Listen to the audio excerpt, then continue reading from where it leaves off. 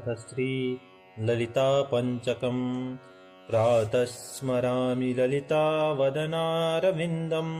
बिम्बाधरं मृदुलमौक्तिकशोभिनाशम् आकर्णदीर्घनयनं मणिकुण्डलाढ्यं मन्दस्मितं मृगदमोदजलाव्लदेशम् प्रातर्भजामि ललिता भुजकल्पवल्लीं रक्ताङ्गुलीयलसदङ्गुलिपल्लवाढ्यां माणिक्यहेमवलयाङ्गदशोभमानां पुण्ड्रेक्षुचापकुसुमे सुसृणीदधानां प्रातर्नमामि ललिता चरणारविन्दं भक्तेष्टदाननिरतं भवसिन्धुपोतम् पद्मासनादिसुरनायकपूजनीयं पद्माकुशध्वजसुदर्शनलाञ्छनाढ्यां प्रातस्तुवे परशिवां ललितां भवानीं त्रयन्त्यवेद्यविभवां करुणानवध्यां विश्वस्य सृष्टिविलयस्थितिहेतुभूतां विद्वेश्वरीं निगमवाङ्मनसातिदूरां प्रातर्वदामि ललिते तव पुण्यनाम कामेश्वरी कमलेति महेश्वरेति श्रीशाम्भवीति जगतां जननी परेति वाग्देवतेति वचसा त्रिपुरासुरेति यः श्लोकपञ्चकमिदं ललिताम्बिकायाः सौभाग्यदं सुललितं पठति प्रभाते तत्समये ददाति ललिता झटति प्रसन्ना विद्यां श्रियं विमलसौख्यमनन्तकीर्तिम् प्रातः स्मरामि ललितावदनारविन्दं बिम्बाधरं मृदुलमौक्तिकशोभिनाशम् आकर्णदीर्घनयनं मणिकुण्डलाढ्यं मन्दस्मितं मृगदमोदजलाव्लदेशम् प्रातर्भजामि ललिता भुजकल्पवल्लीं रक्ताङ्गुलीयलसदङ्गुलिपल्लवाढ्यां माणिक्यहेमवलयाङ्गदशोभमानां पुण्ड्रेक्षुचापकुसुमे सुसृणीदधानां प्रातर्नमामि ललिता चरणारविन्दं भक्तेष्टदाननिरतं भवसिन्धुपोतम् पद्मासनादिसुरनायकपूजनीयं पद्माकुशध्वजसुदर्शनलाञ्छनाढ्यां प्रातस्तुवे परशिवां ललितां भवानीं त्रयन्त्यवेद्यविभवां करुणानवध्यां विश्वस्य सृष्टिविलयस्थितिहेतुभूतां विद्वेश्वरीं निगमवाङ्मनसातिदूरां प्रातर्वदामि ललिते तव पुण्यनाम कामेश्वरी कमलेति महेश्वरेति श्रीशाम्भवीति जगतां जननी परेति वाग्देवतेति वचसा त्रिपुरासुरेति यः श्लोकपञ्चकमिदं ललिताम्बिकायाः सौभाग्यदं सुललितं पठति प्रभाते तत्समये ददाति ललिता झटति प्रसन्ना विद्यां श्रियं विमलसौख्यमनन्तकीर्तिम् प्रातः स्मरामि ललितावदनारविन्दं बिम्बाधरं मृदुलमौक्तिकशोभिनाशम् आकर्णदीर्घनयनं मणिकुण्डलाढ्यं मन्दस्मितं मृगदमोदजलाव्लदेशम् प्रातर्भजामि ललिता भुजकल्पवल्लीं रक्ताङ्गुलीयलसदङ्गुलिपल्लवाढ्यां माणिक्यहेमवलयाङ्गदशोभमानां पुण्ड्रेक्षुचापकुसुमे सुसृणीदधानां प्रातर्नमामि ललिता चरणारविन्दं भक्तेष्टदाननिरतं भवसिन्धुपोतम् पद्मासनादिसुरनायकपूजनीयं पद्माङ्कुशध्वजसुदर्शनलाञ्छनाढ्यां प्रातस्तुवे परशिवां ललितां भवानीं त्रयन्त्यवेद्यविभवां करुणानवध्यां विश्वस्य सृष्टिविलयस्थितिहेतुभूतां विद्वेश्वरीं निगमवाङ्मनसातिदूरां प्रातर्वदामि ललिते तव पुण्यनाम कामेश्वरी कमलेति महेश्वरेति श्रीशाम्भवीति जगतां जननी परेति वाग्देवतेति वचसा त्रिपुरासुरेति यश्लोकपञ्चकमिदं ललिताम्बिकायाः सौभाग्यदं सुललितं पठति प्रभाते तत्समये ददाति ललिता झटति प्रसन्ना विद्यां श्रियं विमलसौख्यमनन्तकीर्तिं प्रातः स्मरामि ललिता वदनारविन्दं बिम्बाधरं मृदुलमौक्तिकशोभिनाशम् आकर्णदीर्घनयनं मणिकुण्डलाढ्यं मन्दस्मितं मृगदमोदजुलावलदेशं प्रातर्भजामि ललिता भुजकल्पवल्लीं रक्ताङ्गुलीयलसदङ्गुलिपल्लवाढ्यां माणिक्यहेमवलयाङ्गदशोभमानां पुण्ड्रेक्षुचापकुसुमे सुसृणीदधानां प्रातर्नमामि ललिता चरणारविन्दं भक्तेष्टदाननिरतं भवसिन्धुपोतं पद्मासनादिसुरनायकपूजनीयं पद्माङ्कुशध्वजसुदर्शनलाञ्छनाढ्यां प्रातस्तुवे परशिवां ललितां भवानीं त्रयन्त्यवेद्यविभवां करुणानवध्यां विश्वस्य सृष्टिविलयस्थितिहेतुभूतां विद्वेश्वरीं निगमवाङ्मनसातिदूरां प्रातर्वदामि ललिते तव पुण्यनाम कामेश्वरी कमलेति महेश्वरेति श्रीशाम्भवीति जगतां जननी परेति वाग्देवतेति वचसा त्रिपुरासुरेति यश्लोकपञ्चकमिदं ललिताम्बिकायाः सौभाग्यदं सुललितं पठति प्रभाते तत्समये ददाति ललिता झटति प्रसन्ना विद्यां श्रियं विमलसौख्यमनन्तकीर्तिं प्रातः स्मरामि ललिता वदनारविन्दं बिम्बाधरं मृदुलमौक्तिकशोभिनाशम् आकर्णदीर्घनयनं मणिकुण्डलाढ्यं मन्दस्मितं मृगदमोदजुलावलदेशं प्रातर्भजामि ललिता भुजकल्पवल्लीं रक्ताङ्गुलीयलसदङ्गुलिपल्लवाढ्यां माणिक्यहेमवलयाङ्गदशोभमानां पुण्ड्रेक्षुचापकुसुमे सुसृणीदधानां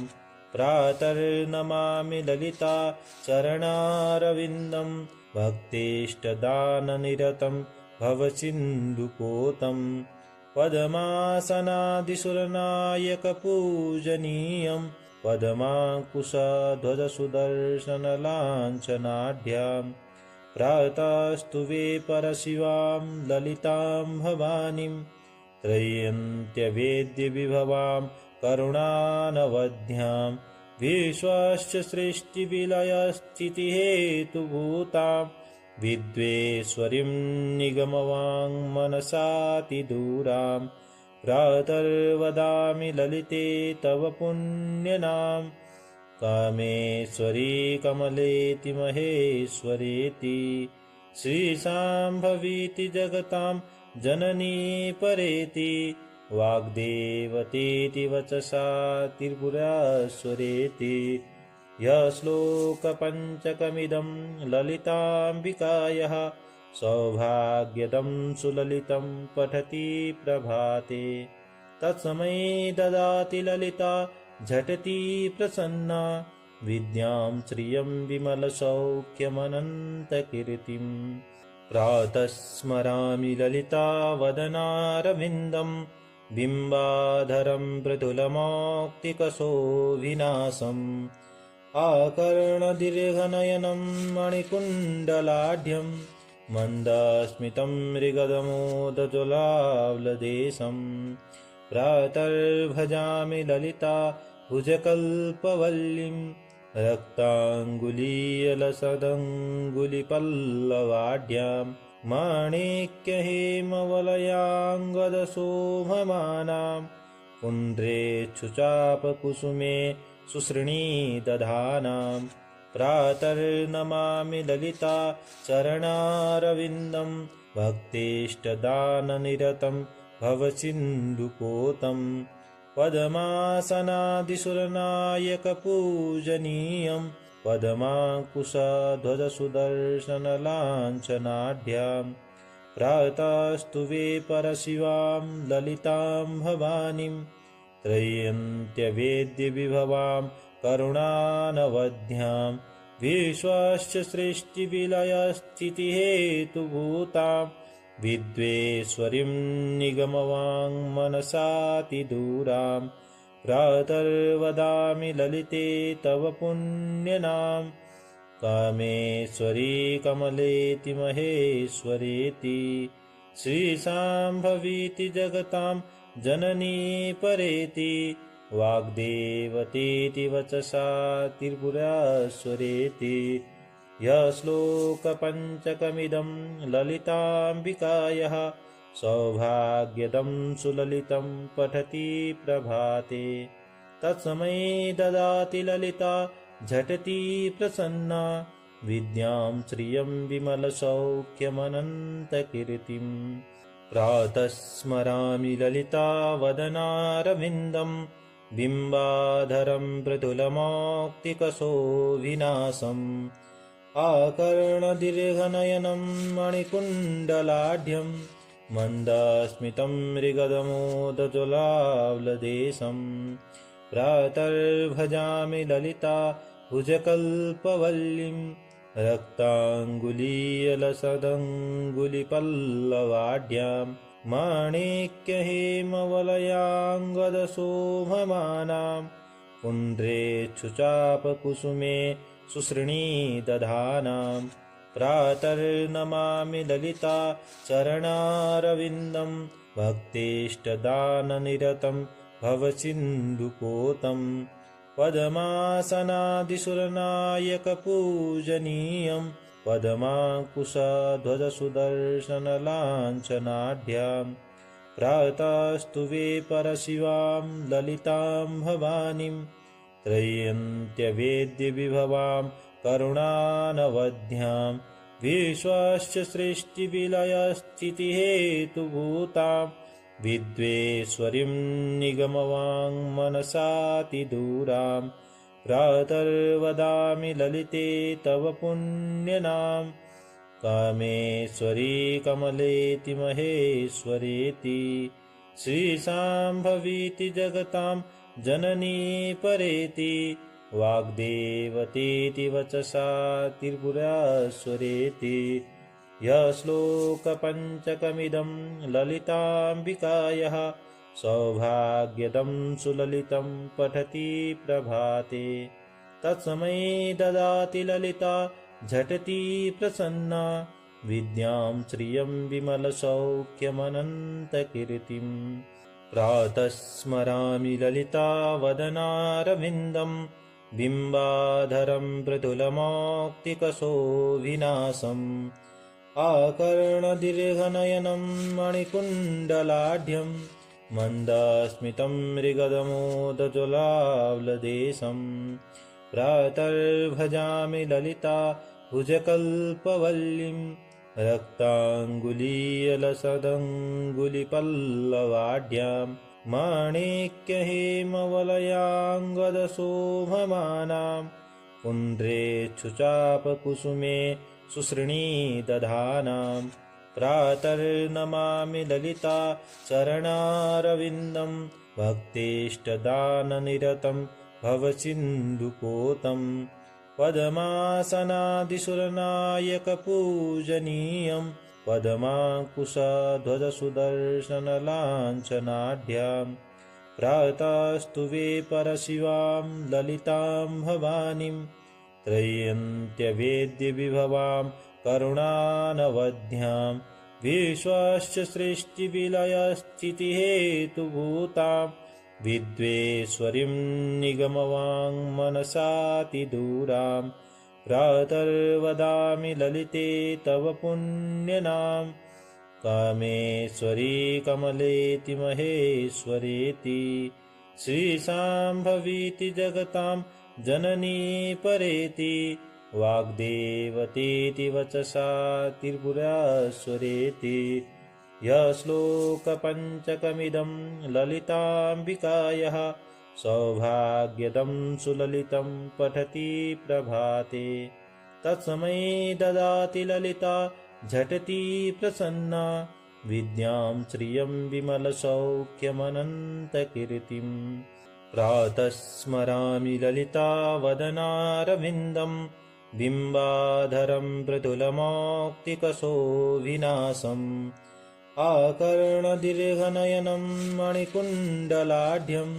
मन्दस्मितं मृगदमोदजलावलदेशम् प्रातर्भजामि ललिता भुजकल्पवल्लीं